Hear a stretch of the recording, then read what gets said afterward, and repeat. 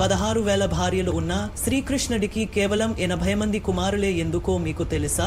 రామాయణం, మహాభారతం పాత్రలను చాలా మంది బాగా తెలుసుకుంటారు. కానీ శ్రీకృష్ణుని 80 మంది కుమారుల పేర్లు మాత్రం చాలా తక్కువ మందికే తెలుసు.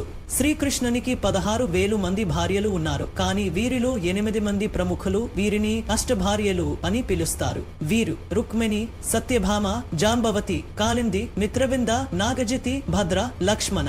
ఈ 8 భార్యల ప్రతి ఒక్కరి నుండి శ్రీకృష్ణునికి 10 మంది కుమారులు జన్మించారు.